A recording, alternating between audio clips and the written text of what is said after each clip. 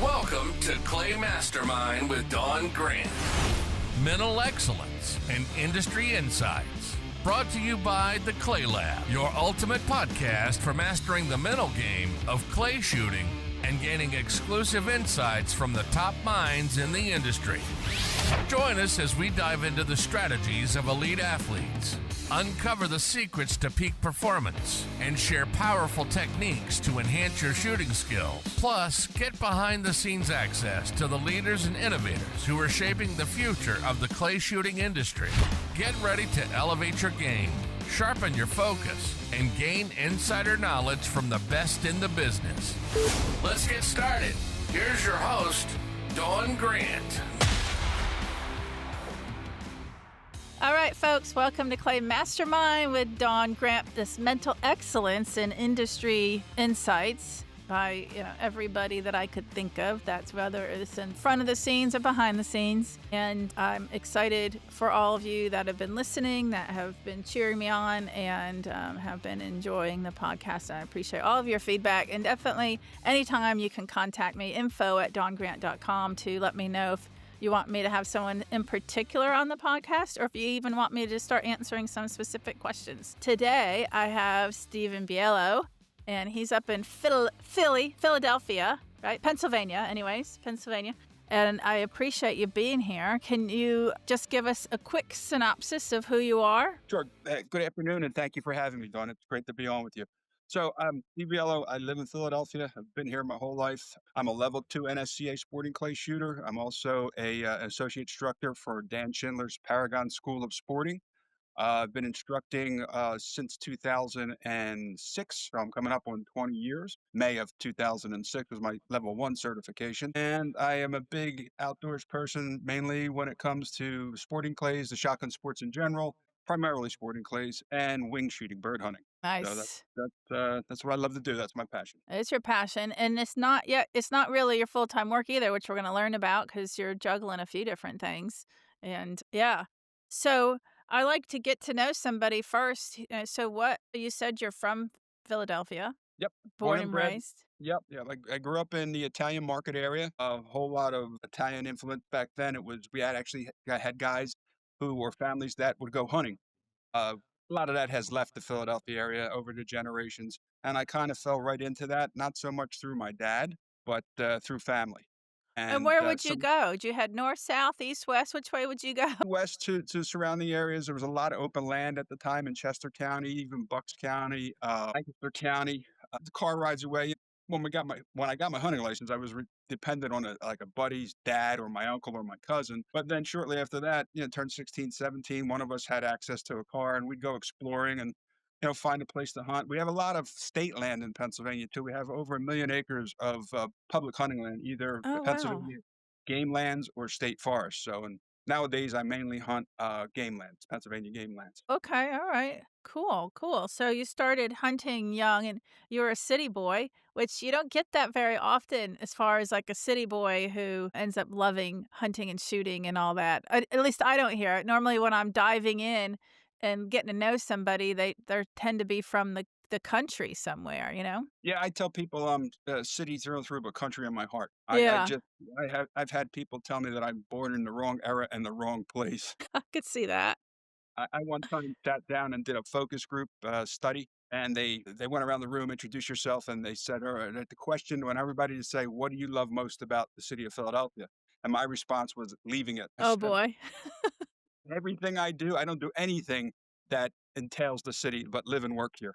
I said, so Wow. my biggest joy is when I get out of the city for the day or a couple days. So do you still live and work in Philadelphia? Yep. I'm actually heading into, hopefully if things go right for me, in 9 months, I will be journeying into retirement. Oh, So wow. we're talking about maybe moving outside the city if I can get my kids squared away. My son will be graduating college in May. My daughter has a good job, but she's just getting up on her feet. So if we can get them fledged, I always wanted to own my own place with like 50 acres, 30 to 50 acres, because Yeah. that's what I do. And I hunt a lot of waterfowl down in Maryland and Delaware, mainly Maryland these days. A lot of the Delaware spots have dried up. And I go with guide services. So I think for all the years that I've paid guide services, I kind of probably saved up and put a down payment Oh on. gosh. Right. So you're literally living in the city and literally working in the city, right? Yeah, I live right on the edge of South Philadelphia. My house is I'm a mile away from 5 in either direction, north or south. And I'm basically, I don't know, 3 or 4 blocks away from Route 76 that'll take you over to Jersey or take you west into outskirts of Pennsylvania. You know Steve the jeweler, right? Oh, yeah, yeah. Speaking of Steve, he was inducted into the Pennsylvania Sporting Clays Hall of Fame yesterday. Know that? Yeah, Oh, I yeah, have to message him. He is yeah, a well, he's to be proper, he's a lapidary, which I think is wicked cool. Have you been into his studio, his office or whatever? oh, yeah, yeah. Steve and I are we met through a friend, actually pistol shooting. We met through a friend, and we've become thick as thieves. Don't see each other as much as we used to, but we used to shoot together. We would have a competition with the guys that really weren't sporting clay shooters from this one pistol club that we would hang out at. And it would be Steve and I versus them. And the losers would have to buy dinner. And let me just put it this way: Steve and I ate well every year we did it. Well, I know there was a good chunk of time where Joe traveled and shot with Steve also. Did all 3 of you shoot together at some point, or is that different kind of time periods? Different kind of time periods. It was kind of right after that with Steve and Joe. I gotcha. I gotcha. Well, of course, that was Joe's jeweler, so I've got lots of beautiful things from Steve. He's my jewelry. All right, folks, we'll be right back after a sponsored segment.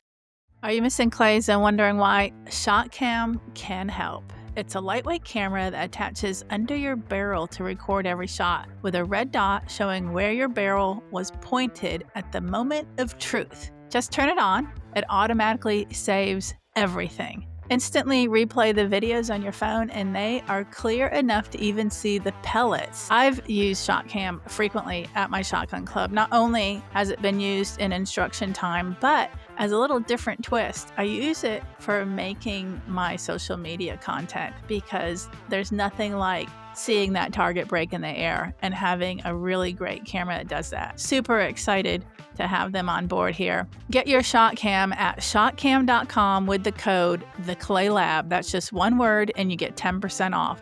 So the average shooter improves 10% in their first 30 days of using the camera. So that ShotCam, spelled S-H-O-T, then K-A-M. So spell it with a K.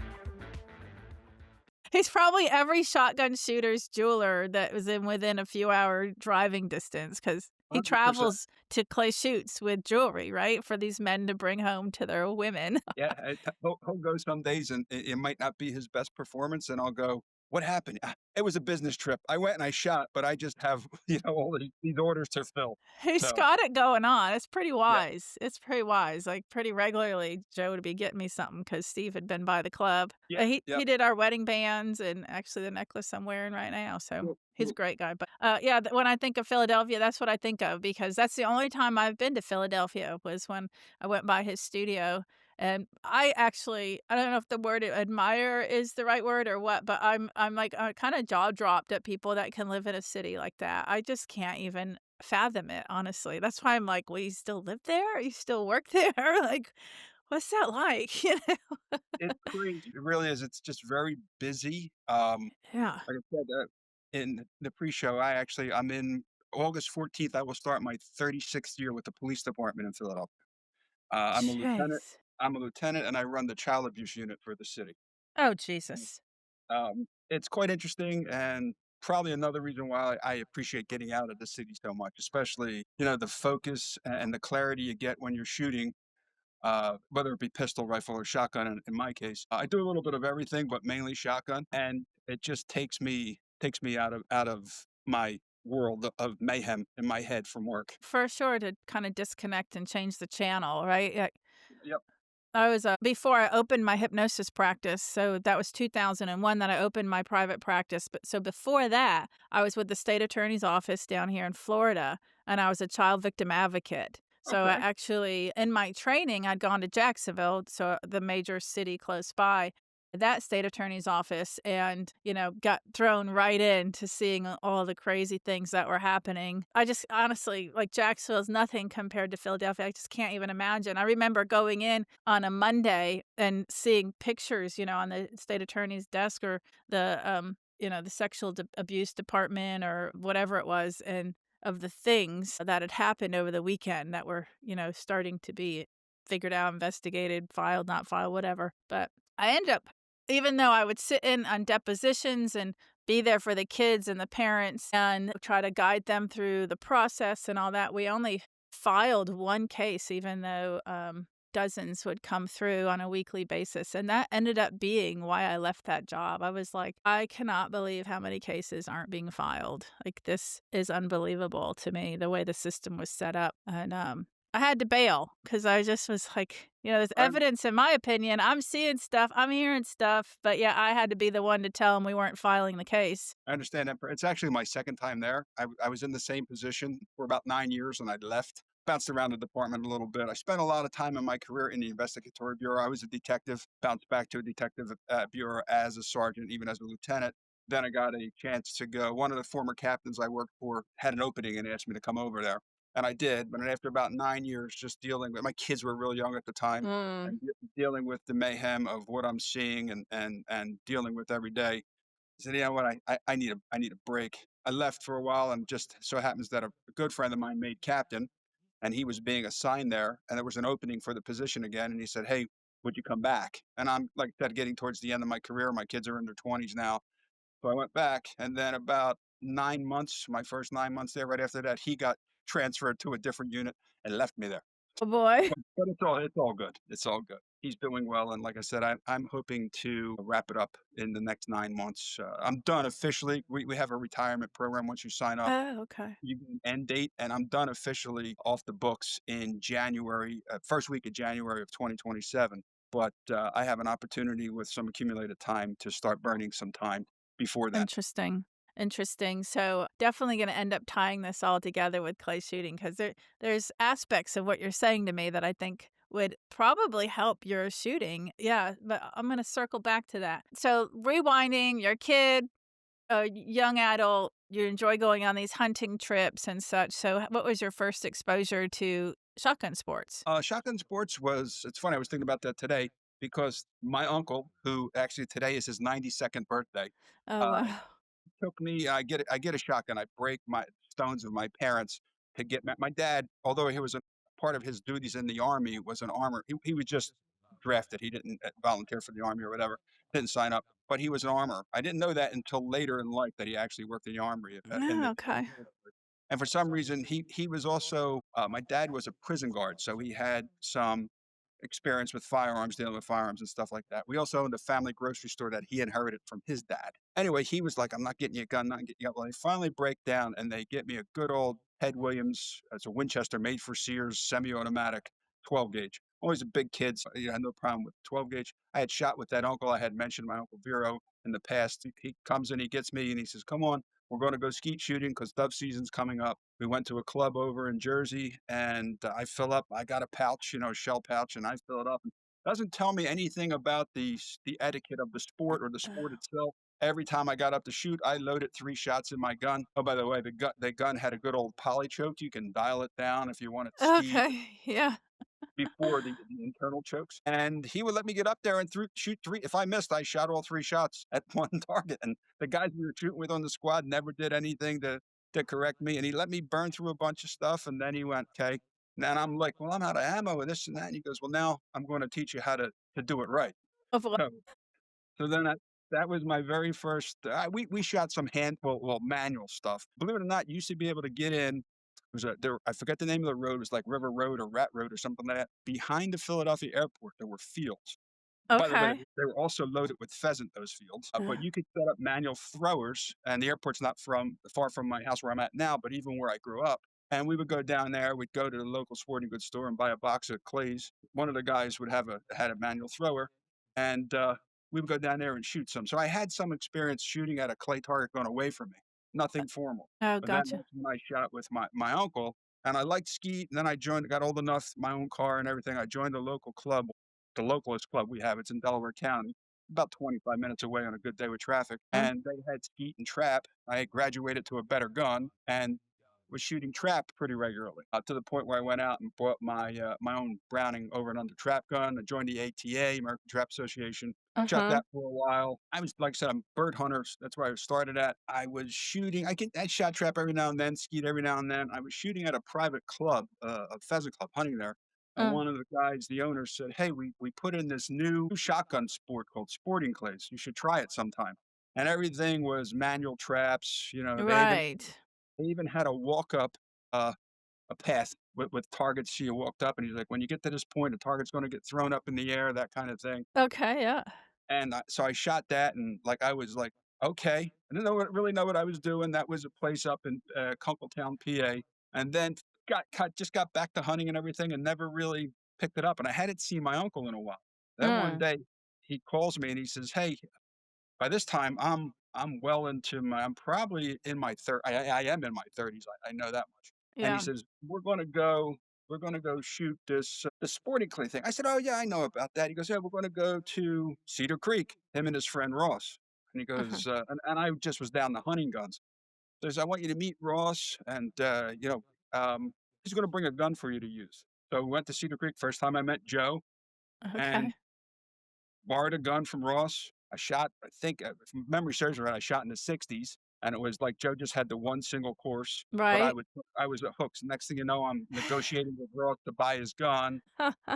And then I'm taking lessons. I took a lesson. My very first lesson was with Gary Phillips. I Yeah. don't know if you heard Joe mention Gary Phillips, but then I took more than a few lessons with Anthony over the years. Did a couple of like group lessons with Anthony and Corey Cruz, Yeah. uh, and got to meet Joe, got friendly with Joe, would pick his brain for advice and stuff like that, and just got to the bug to the point where I was shooting with some friends. Sorry, my dog is dropping her bone on my tile floor. Got to start shooting with some friends, and I was correcting their misses. Yeah, Oh. telling them hold here, and I was doing a lot more of the research and what it takes to be a better shot than they were. I Mm. wanted to be more than just a weekend warrior. Mhm. And one of them said, "Hey, you're pretty good at this, so you should consider like instructing." So puts around with the idea. I had the opportunity in 2006 through the NSCA to take level one, and I did. And it was a great course. It was fun. Passed it. Started instructing almost immediately. Nothing super heavy, and no heavy schedule because, mind you, I'm working a full time job and just trying to Yeah. find people that fit my work schedule. Yeah. And then 2008, they had an opportunity for a level two course, and I'm a very big believer in continuing education. We do it on the police department, and I like Mhm. to do it in my own self, my own practice, and impart what I learned into my instructing for my clients. And called at the time, the NSCA had this crazy rule about so many hours, you have so many logged hours to get to the next level, and all this other stuff. But I know they were changing, and Yeah. it was up to the instructor if he could waive it or not. So I called the instructor. The same guy given level one was given level two. He says, "Come on up. You're more than capable to take level two." Took it, Okay. took it, and passed, and then continued to instruct. I'm trying to get timeline in my head. End up taking the NRA shotgun instructor course. Mm. Mhm. Past that, I've taken a mental management course with Lenny Basham. He's a U.S. Olympic gold medalist.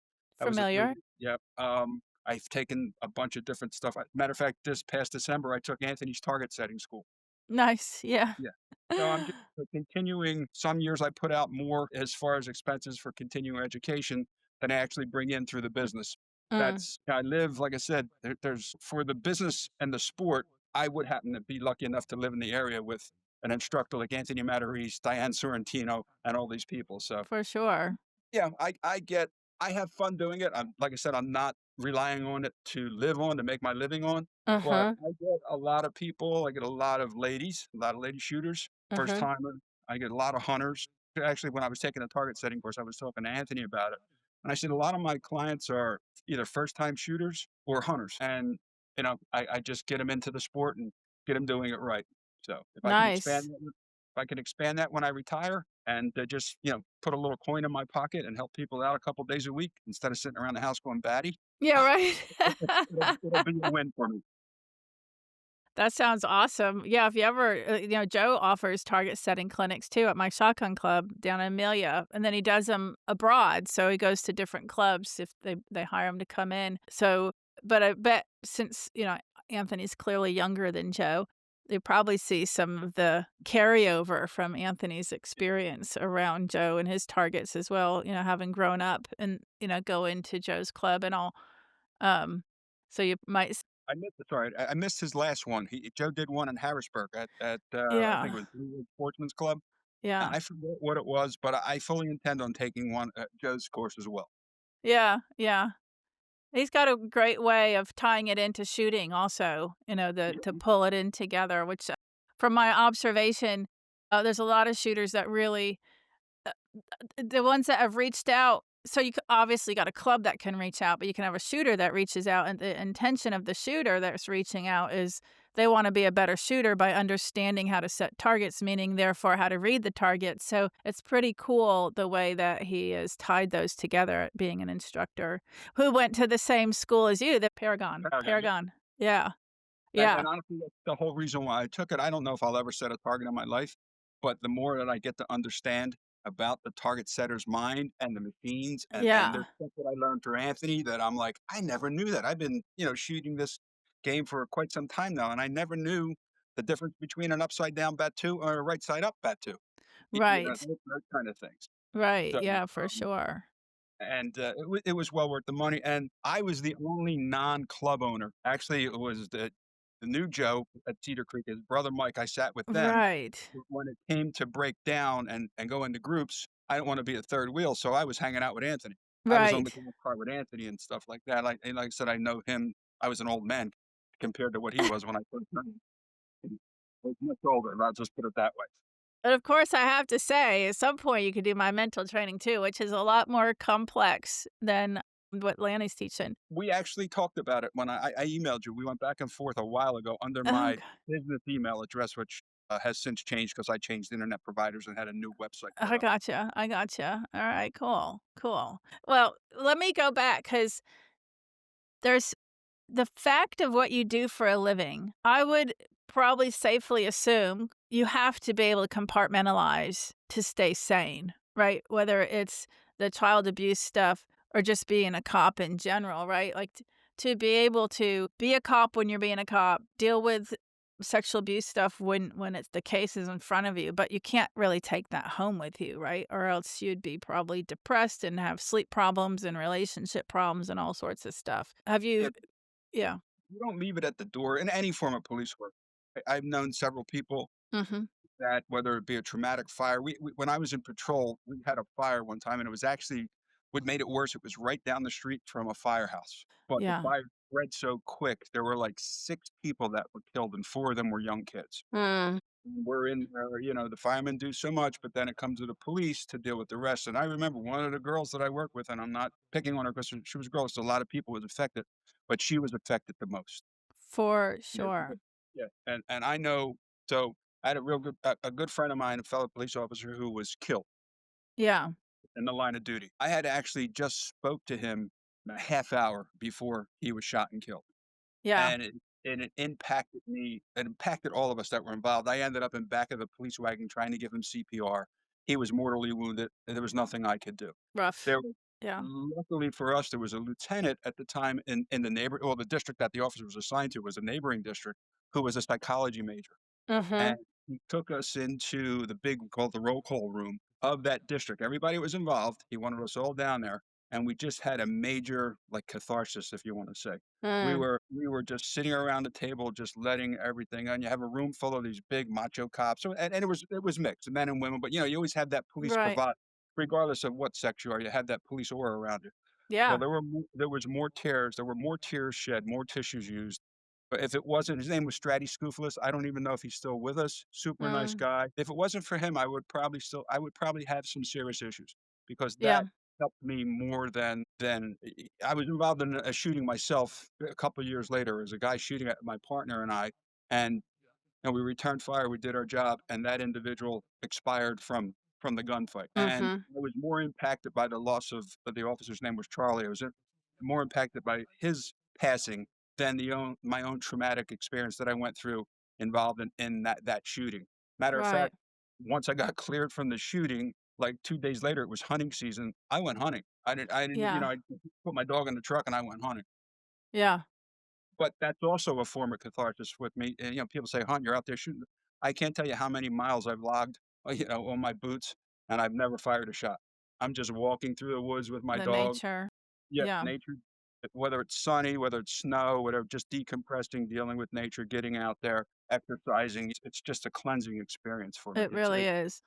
It's a different type of focus. It's sometimes like I used to fish. I don't fish as much as I used to, Mhm. but it's just like having a good day of fishing and not catching fish, if you know what I mean. Yeah, no, I totally know what you mean. A lot of times I'll go fishing with Joe and he wants to throw the next line and the next line and after I don't know, maybe 20 casts if I haven't caught anything, I'm going to chill out, but I like being out there. So it's not like I'm like, "Oh, come on, we got to go now." I want to be out there, I enjoy nature. I definitely recognize the healing benefits of it, just the daily healing of it, which is another interesting thing about living in a city versus not living in a city because there's such a detachment from the nature. But I do so going back, I've over, the 25 years of working in private practice and all, there was a time, it was a while ago, I had a FBI agent who was a client and he dealt with human trafficking. So the kinds of nightmares he was having, the sleep problems he was having, just stuff like, and just, I guess the reality check of the world that we live in, that stuff was haunting him. And then another example come to my mind was a local fireman that was friend of the family. And the horrible dreams that he would have and just not being able to get stuff out of his mind. And so, my observations through all this is you have to learn how to get stuff out of your mind. You have to learn to move on to the next moment. And to me, that all carries over into clay shooting, meaning moving on from a miss. Now, it's an extreme miss, meaning like this is something really traumatic or awful or traumatizing, but I have to move on from it and I can reflect on it and I can learn from it and I can observe and try to be better if that type of situation comes around again, but I need to be able to move on from this miss. And to me, that doesn't come from pretending it didn't happen.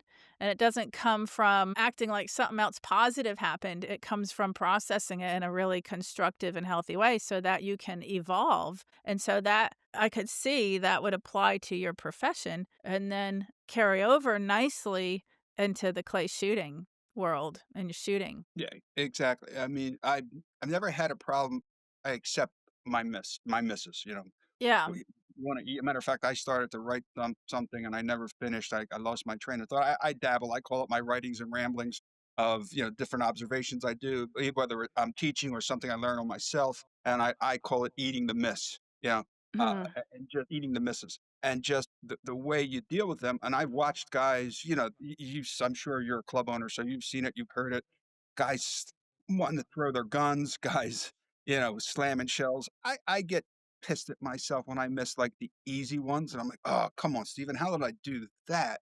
But then I realized that it was something that I didn't have that total required focus for that shot. I was Mhm. distracted by something, whatever. Yeah, and I deal with it. I move on. I try to finish out as strong as I can in each station if I'm having a bad run or miss. I have some friends that boy when they eat a miss, they're Yeah.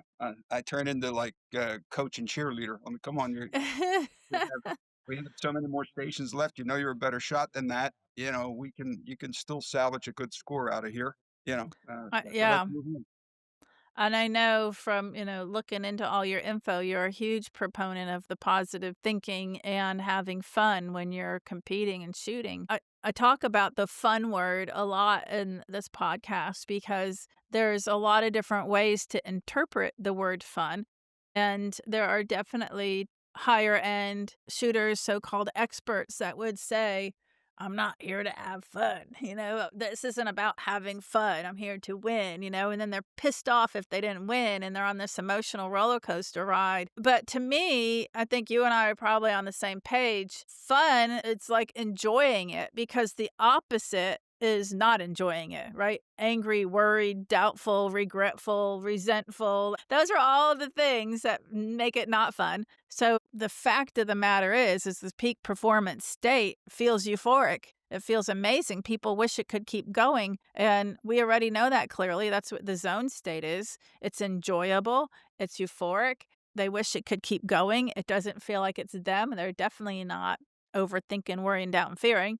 Yeah. An element of peak performance is enjoying what you're doing and having fun doing it. And really there's umbrella terms for the concept of what it's like to be in that best state. Tell me what you feel about that and think about that. Oh, no, I agree 100%. And like all those negative terms we use, you're paying to do this. If you're going to go out and if you keep coming back to do it, only to get more and more aggravated, more and more aggression built up because you missed a target, why are you doing it? It's no longer enjoyable. It's no longer Yeah. fun. You're not doing it just because you have a $30,000 shotgun and a bunch of shotgun shells. If that's the case, you might want to do something else or take a lesson, get better. Don't just come out and be a weekend warrior. Do something to improve your mental state, your mental management state, your physical abilities. You become capable, become consistent, become confident. Those are the kind of things that you want to do. Whether it's reading a book, watching videos on YouTube, take something positive that you can turn around and put into your game. So it is Yeah. fun. It is the reason why you're out there. The zone is so. All I know is when I'm in the zone, a lot of times I don't realize I'm in the zone until I do something to get myself out of the zone, and then I Right. then I want to immediately go back in. And they try to make it happen and then it doesn't happen. I shot in it was a fundraiser. My one buddy recruits me to shoot in fundraisers often with him, and this one we ended up with another team that was completely. They were made up of. It was for the Marine Corps. It was for the Marine Corps law enforcement benefit shoot, Okay. and so we had it's $250 an entry fee, which for a working person is a little expensive. Yeah, Mhm. and it's a non-registered event. For a good cause. So we ended up with 3 people that were business peoples, and the one girl, everybody was very nice. One woman came like she was dressed to play golf. The only thing she didn't have on was golf spikes, but she was ready to play golf. Right. So it was a woman, another woman, I forget their names right now, and a gentleman. And my buddy, who gets me to go to these things, doesn't pay for me, by the way. I have to put the money out of my own pocket. But he says to them, "Hey, listen, Steve's an instructor, so just stick with us the whole course, and he'll work your way through. He'll help you and shoot, the whole way through." Yeah. So now we're going through stations, and when I tell you we get to one of the easiest stations that this particular station on the course, are target friendly courses. Or targets on this course. You would Mhm. know what a corporate shoot is like, setting it at your course. And I'm listening to them. I was tearing it up. I'm just having fun, but I'm shooting left and right. Well, I go into the box, and I'll stress this: they were the easiest pair of targets. They were simul pair, but easy, fluff. I Right. could probably shoot them with my eyes closed on most days. Now I hear the one girl and a friend of mine. They're talking about people they know in common. Now I'm getting into the box and I'm getting set up. Now I hear them talking about the high school that we all went to. Okay. Right? And now I'm half listening to that, and I load the gun and I call pull, and I missed the first pair of targets. Yeah. Yeah. And I instantly just went, "Nah." And I knew what I did because I was at Right. more attention on there. And the group behind me said, "What the hell was that?" I said, "That was me listening to you To you and you guys guys about high talking. school." That little thing. And I ran the rest of the station. Instead of a 95, I missed 2 easy. Yeah, So, that's a great observation. Because I feel like, talking to thousands and thousands of clay shooters at this point, a lot of them, their go-to is the mechanics, right? So if they miss, their go-to is the mechanics. And it's foreign for a lot of them to even consider something mental that could have happened. And so the example you just gave is a great example of something mental that could happen. And it's a lack of focus mentally and not being ready when you said pull, which is such an important thing to recognize. Like, am I truly ready or am I rushing? Am I feeling pressured? Am I frustrated because of my score or the past station? Am I just ready to be done because it's so hot? There's like so many things that can be going on in the mind where somebody's not really ready when they say pull. yeah, and part of that was in that case, I just took it for granted because I knew, having shot there before, that these are just easy targets. So I'm Yeah. like, yeah, talking about high school, throw my 2 shells in, and then I'm like, somebody came up and punched me right in the stomach, you know what I mean? I'm like, Yeah. So, but yeah, if you don't have that focus, when I instruct, there was this one course. I had this one gentleman that took several lessons off me, and I used to work with him with at Cedar at M&M, and I would always take him back to like an easier target, like I Mm-hmm. call it a meatball target. I have him breaking hard stuff, and then come on, let's Meatball. go back here, and he would just miss this, with like an incomer, just a slow rising incomer, all belly, and he would miss, and he would look at me, he goes, "How did I do that? How am I doing that?" I said, Right. you're taking it for granted. You were just out there breaking a 40-yard crosser. Now I bring you back over here. And the reason I brought you back over here is because it requires the same amount of focus and technique as that 40-yard crosser. Yeah. Yeah. And Nice. eventually he got it. Yeah. I did it for a learning, teaching moment. I think that's what they call it. Yeah, for sure. I used to hear it a lot. Why is it that I miss the easy ones but break the hard ones? And I had heard it so many times from different clients that I was fine. Like, I'm making a hypnosis audio for this. And I call it plan, prepare, focus. And just treating every single target with the same level of respect. Like, it doesn't matter if you think it's hard, you think it's easy, because both of those mindsets can set you up for failure. Oh, yeah. It's hard. It's too hard. I can't break that. Like, oh, Wendell Cherry didn't even break it. Well, I can't break it. So you can set yourself up there and then you become too cautious, too careful, or trying too hard, like whatever. Or you revert back to an old way you used to shoot because the new way isn't working. There's so many things that could happen. And then with it being too easy, it's taken it for granted a lot of times. It's just not even going through the pre-shot or making sure you're mindful or deliberate or following your process. Another valid good point you've brought up. If I would have just settled, took a breath, rested my eyes for a second, and just got into the right focus, both mentally and visually, that was a clean station. But I'm over there gabbing. Yeah. Talking. I might as well have been eating a piece of a pretzel or something as I was shooting because it was just like, there goes I'm giving away too. I know you're not alone, right? So every listener is probably like, yep, that's me, that's me. But it's a big deal, even with the top shooters, those separator stations that are the easy ones, because even though they're top shooters, they're doing exactly what you did. They're like, oh, easy one, I got this. And then they miss it Yep. because it's an easy one. Yeah. Forget who I was talking to, but one of the instructors I was working with, and he ended up finishing with a 99. And on a course, he's like, he was all excited. He was going to run my first 100. And the last bird he missed was one of the easiest birds on the course. Yeah. Oh, man. Was it at the end? Yeah. And it was Yeah, towards the end, exactly. because he was like, "I can get my first 100," and then became too cautious or something. Yeah. And Yeah. I've heard that from other people as well. You know, it's like I was talking to a friend of mine who's a waterfowl guide and kind of transitioned this into hunting. He's like, how come I'll be out there? He hunts off Ocean City, Maryland, a boat. He goes, and I'll have guys and a duck will just pop up and they'll just throw their gun up and boom, it's almost reactive shooting and they shoot the duck. He said, but then I have a flock of ducks coming in and I'm calling, telling them, and the guys put their guns up and they're waiting, and everything looks perfect. And they pull the trigger and they miss. They had all the time in the world. I said, Yeah. part of it is, maybe it's looking too easy, because they're ready and everything like that. But a lot of it is not only reactive shooting, reflexive shooting, but it's done without thought. There's no, Thinking. Yeah. yeah, That's the thingy. That's the thingy. It's the thinking. I worked a lot with PGA golfers before I worked so much with clay shooters. And if you can imagine, even though they say, sporting clays is golf with shotgun, one of the biggest differences is the amount of time between shots for a golfer. And time can equal lots of thoughts, right? So you go to like sporting clays, and yeah, granted, there's time between stations, but not necessarily between pairs. But the next tricky thing is that those pairs are replicated, right?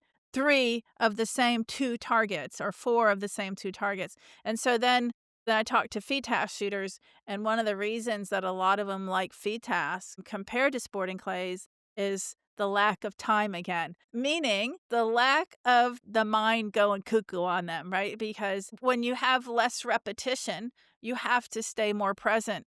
That's consciously. You have to be consciously more present to follow along with what's going on and which one's next and what's happening. But when you start getting duplicates, the conscious mind can totally wander off, or you can try to replicate or duplicate or or, whatever. That's the thought thing. And going back to what you said and I mentioned earlier, the zone state, which is just what we identify the peak performance state as, one of the qualifiers of the zone state is not analyzing. You have a quiet, conscious mind. So talking about evolving and, always being a learner and trying to improve throughout your life and taking, extra classes or whatever, that's one of the things to learn, right? Like if somebody wants to be a top performer or just get their money out of it, feel like they've done the best that they could, then, break down what the zone state is and start training on those things. And so one of them is you need to be able to learn how to shoot with a quiet mind because all the evidence tells you that's ideal, and it's not ideal when your conscious mind is chattering. Yeah, and for me, a way to quiet that, at least for me, and I think I'm correct when I say this, is having a good plan going into the shot. I know a huge difference when I just walk up to a station and may take it for granted. I'm like, I'm gonna break it right there. Whereas if I'm shooting something that's beefy, challenging, I make sure then that I know I'm making a plan at this station. And I mean, I go through all the fundamentals, and I tell the guys that I shoot with that might be struggling on it. I'm like, "Did you have a plan?" I said, "You have Yeah, to make a plan. This is one of the stations where you have to make a plan. It's not just a high incomer or something where you can almost do it by rote, so to speak. This right. one, you need a plan on." Yes, I'm gonna agree with you on that. And the reason for that is because your conscious mind is like, until somebody starts training their conscious mind, it's like a dog that's been living in the wild. That's been doing whatever it wants. And so if all of a sudden you're like, wait a minute, I don't want it still thinking about that conversation when I'm saying pull. I don't want it thinking about dinner when I'm still competing. I don't want it thinking about a previous station. Like you have to learn to discipline it, and that's like bringing that dog out of the woods and into your house. And at first, it's going to run wild. It's going to do all these things it's been doing forever. And that's how the conscious mind is until you start training it. So then you want to give it something to chew on, right? You want to, what did you say? You said something like eating your miss. Is that what you said? Yeah, Um, so, but yeah, giving it, like, let's say the dog's chewing a shoe, you want to give it a chew toy and you redirect it and then you give it a chew toy, right? And then you reward it for that and you discipline it or you get it to avoid the other thing because through repetition it's going to learn the new behavior. And that's exactly how we are too. We're not any different than dogs as far as that's concerned. And it is the repetition of the new skill set. So learning to be present with the conscious mind and then giving it something to do. And years ago, let's say 15, 20 years ago, I used to see it more like the conscious mind was in the back seat and the subconscious was driving. That's that more instinctive, intuitive shooting that you were talking about, reactionary or whatever the word was that you called it. But, learning and working with athletes and evolving it, I see it as the conscious mind's in the passenger seat. They're working together. And it's like having that dog sitting and healing. So it needs to be present and it needs to focus on something, but the right thing. right. And allow then the subconscious to do its thing.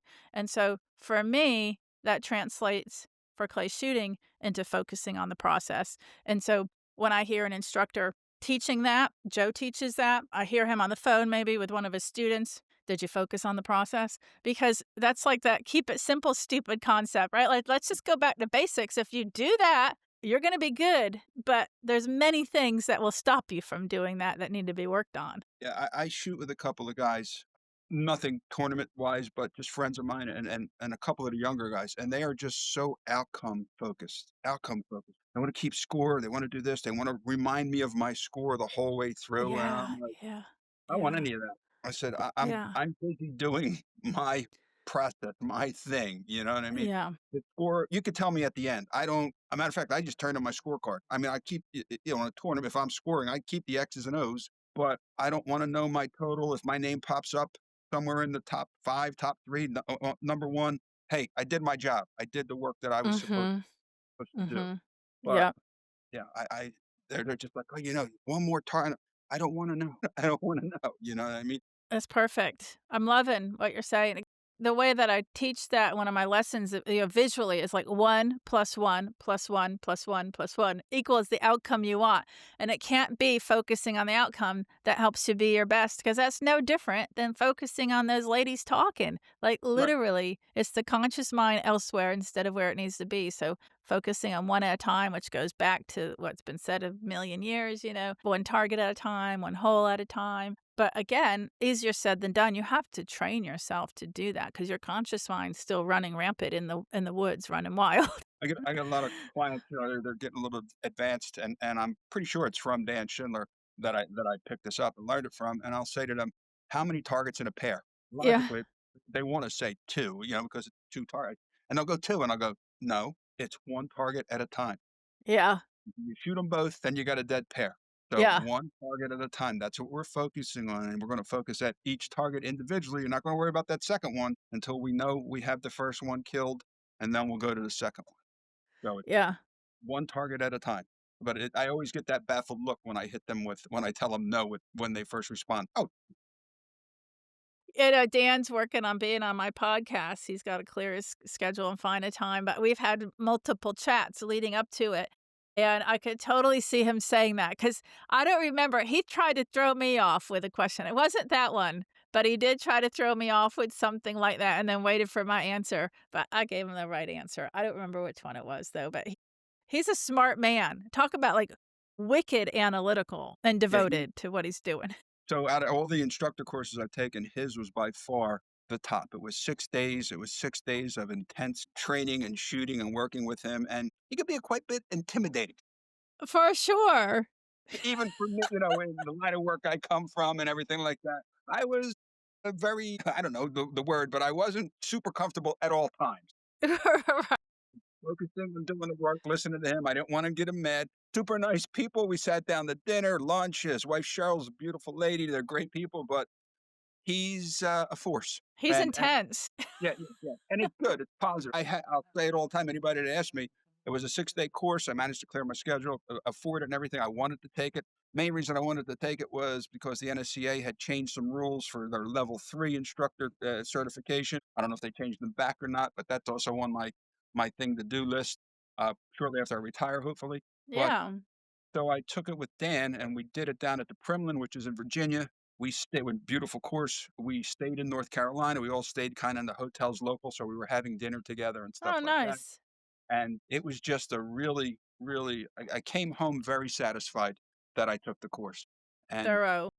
got to meet Dan, his wife, and the other attendees. It was only three of us, but he had a couple other people that helped him. We're still friends today. I don't talk to everybody like I used to. Haven't talked to Dan in a little while. But yeah, Cheryl was sending me emails. We go back and forth, and I'm like that with a lot of friends. I'm just a phone call away, and usually when I do pick up the phone or they pick up the phone, we pick up like we never left off. Right. Yeah, Right. yeah. Nice. Yeah. I'll be looking forward to when he's on because he's just super knowledgeable. He is very science minded Yep, yep. and detail oriented and has been spending a lot of years breaking it down scientifically and figuring it out. And I think that's cool. That's great information. Yeah. And He's yeah. a Pennsylvania guy. Yeah. Yeah. Yeah, Yeah. he's originally Although from he's there. in the Carolinas now, isn't he? Yep, yep, yep. Yeah. He was originally from outside of Harrisburg, out that way in Yeah, yeah, Pennsylvania. yeah. Well, when you do end up doing the level 3 one day, look for my info in it. It was put in there by Good, good. Don back when he rewrote it like 12 years ago or something like that. What's one, magic pill, tidbit, bit of wisdom that you would pass on to listeners? Like, and it's the first thing that comes to your mind. What's some wisdom you would pass on? Don't be afraid to get out there and do it. If we're talking sporting clays, especially, a lot of people are intimidated because it involves a gun. Get out there and have fun and just do it. Open your horizons and try something new if you've never done it before. I like it. I like it. And have fun doing it. And if you're not having fun, get an instructor to help you have fun rather than just being miserable or quitting it. So I was on the course one day down in Maryland, and the only time I offer free advice, so to speak, is I don't want to be the club, know it all or whatever. But Yeah. if it's usually involving somebody doing it completely wrong where they're going to hurt themselves, Yes. or I could see that they're not that far off from breaking the target, or a combination of both. So Right. I'm sitting I pull up on the golf cart and I wanted to shoot this station, and there's a young kid in the stand and he's shooting his mount is wrong. He's all cumbersome in the gun. Yeah. And one of the adults turns around and says, "Hey, we got a couple of new shooters here.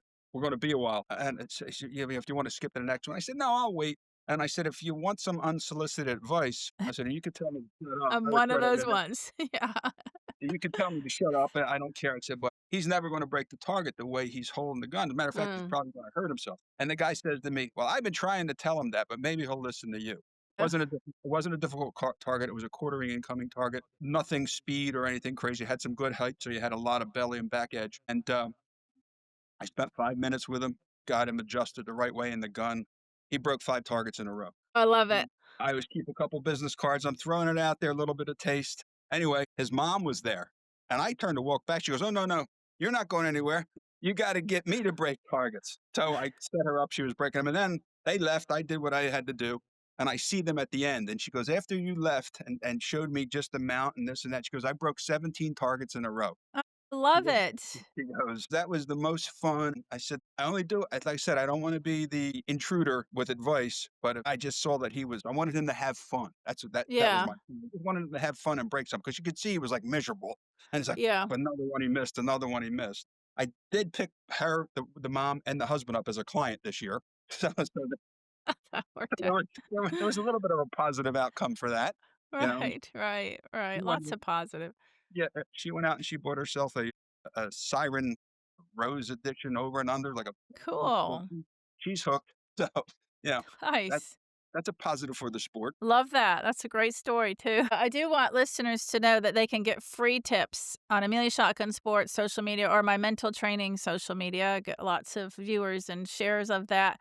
Check it out, and then free goodies and opt-ins for whether it's my mental training or my shotgun club in Northeast Florida. Just go to dawngrant.com/free and definitely subscribe to like Clay Shooting USA, Trap Shooting USA, Wing and Clay Life, or Lady Outdoor Lifestyle Magazine. Great magazines, and I do write articles for all of them. Of course, follow Clay Lab because they've got great videos and footage and podcasts and such. And see me and Joe. He sets targets at my club, Amelia Shotgun Sports, Northeast Florida. We have monthly NSCA events, and he's taught my son. My son's like an apprentice to him. He's been learning under Joe for like 4 years. So we have great targets there, and definitely swing by. Stephen, do you have some contact information you'd like to share? Sure, you can reach me at my Gmail email address. Is just my name. It's Stephen STEPHEN Biello BIELLO @gmail.com. You can also reach me through my website. It's just Clays CLAYS, the letter N,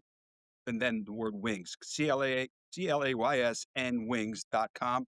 That has a link to reach me as well. And I'm on social media as far as LinkedIn and Instagram. And if anybody Nice. wants to give me a call or a text, my cell's 215-783-0731. Be glad to have a chat with you about anything. Beautiful. Well, thank you, Stephen. And how fascinating what you do for a living and how that's carried over and your passion. And I can see you getting a house in the country with some land very shortly.